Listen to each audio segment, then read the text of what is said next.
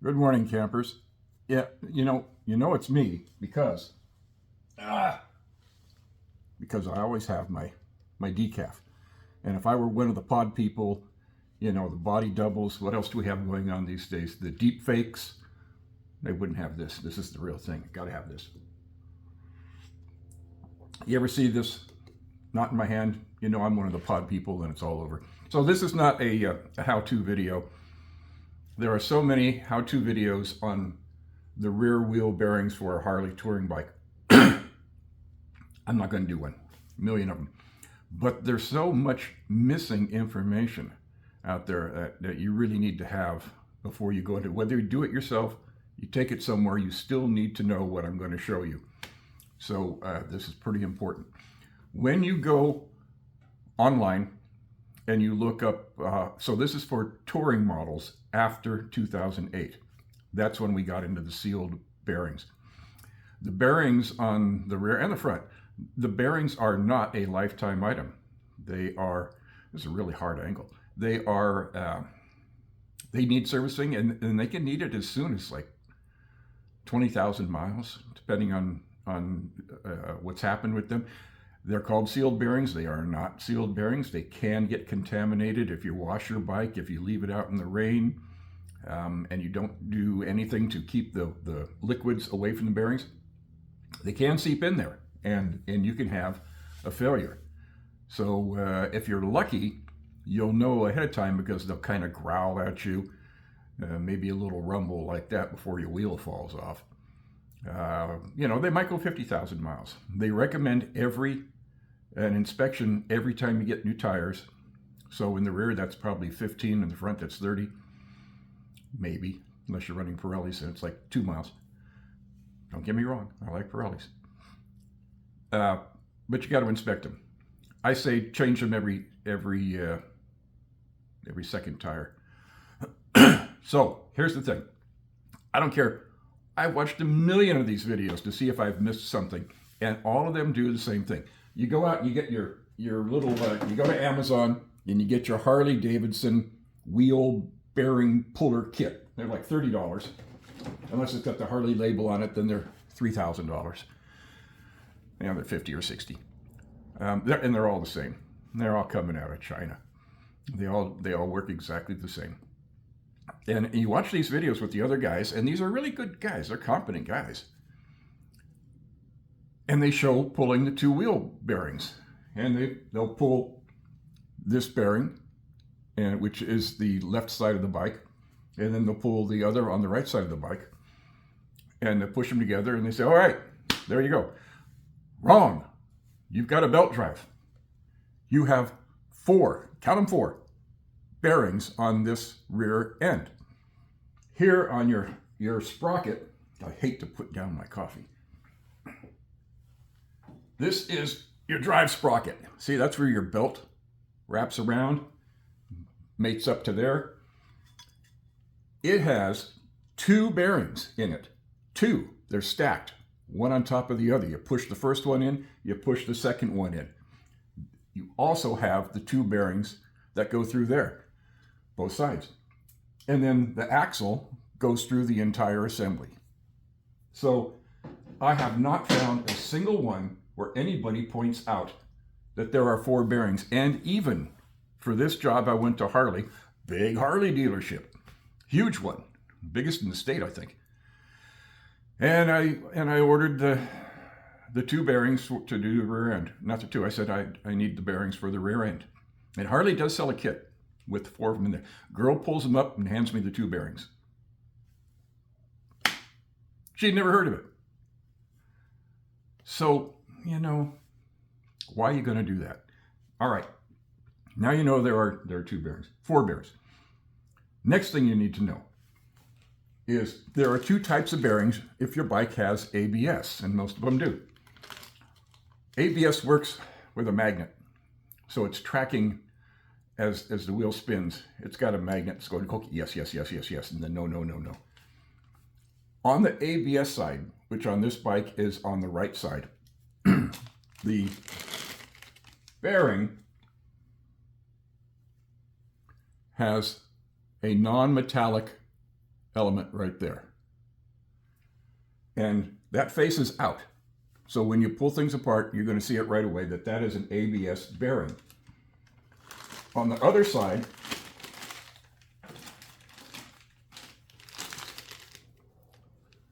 it's all steel. It's all steel. Now, this bearing is, you use 3 of these. So you have 1 ABS and 3 of these guys. This goes over here into the hub, and 2 of these go here into the sprocket. Same bearing. Here's what you need to know. Don't get yourself all panties in a bunch when you pull things apart and you notice that this bearing right here, I'm not going to do a close-up, but it has that soft center, just like an Oreo cookie. It has that ABS soft center. That's an earlier bearing on an earlier bike.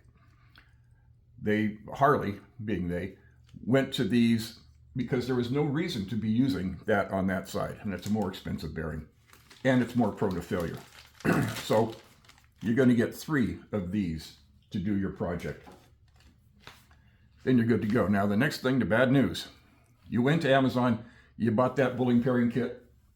That's about as long as I can go without doing this.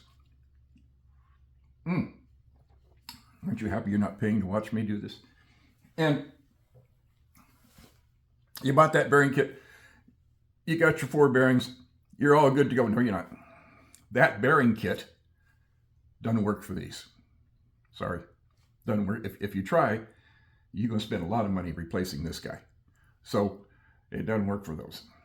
You have to go to a machine shop. If you have a machine shop you trust, good on you. Do that. Stay. Do that. Go there.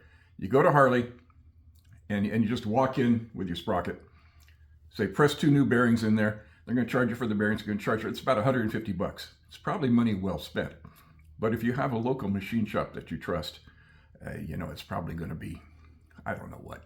You can buy the bearings at Harley for $65, and then they're going to charge you, what, $30, half-hour labor, something like that. So you save $50. So unless you just happen to not have a handy machine shop or you don't trust one, because if you go to a machine shop and you see them doing the way they used to do things, putting a sprocket on here and whacking it with a hammer to push out the bearings, and then putting a sprocket on top and whacking it with, oh boy, get the hell out of there. These are soft.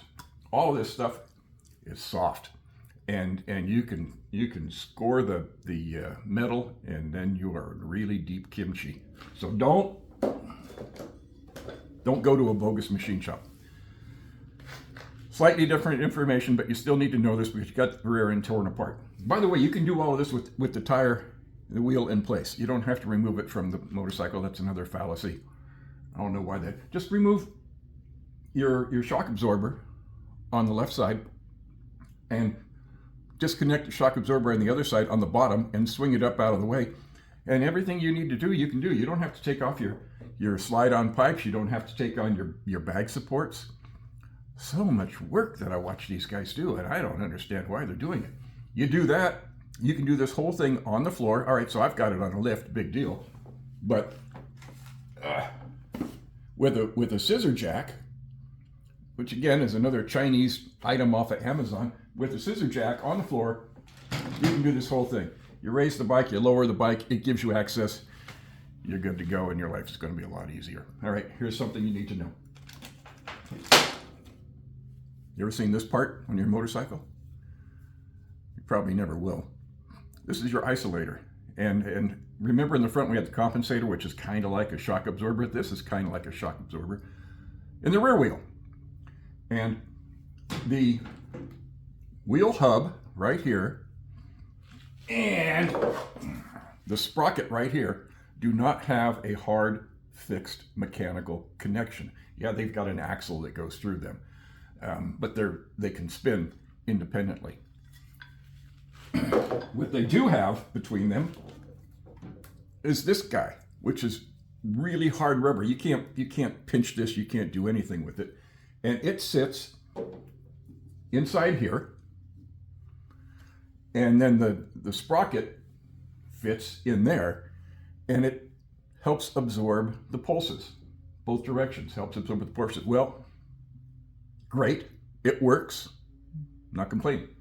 But it too is a wear item. And depending on how hard you ride, you can wear this thing out. And then, well, easy replacement. Goes in and out just like that. By the way, they want you to lubricate it with a 50-50 mixture of alcohol and water, and then they both evaporate off. That's from the book. I'm not going to show you how to measure this thing for wear. It's extremely easy. It's free. You know, it takes a piece of string and a nut or a washer or something like that. I'm gonna put a link in here to Doc Harley, because he does a really excellent job of showing you how to measure this for. I hope I'm going to put a link. I haven't done it before. To how to measure this, but it's very, very easy. Basically, what it is you make sure that you're locked up on the rear wheel, and then you grab the sprocket, and pretty much with all the strength you have, you really shouldn't be able to get any play between the sprocket and the wheel. That's what gets done. But I'll put the link in there, and then off you go. So clean this up, pull it out. You're not going to hurt it. It's not easy to get your fingers on it, but pull it out, clean it up, clean up your hub, go on, do your bearings, have a good day. Hope this helps keep you out of trouble. Take it easy. Talk to you next time. Bye-bye.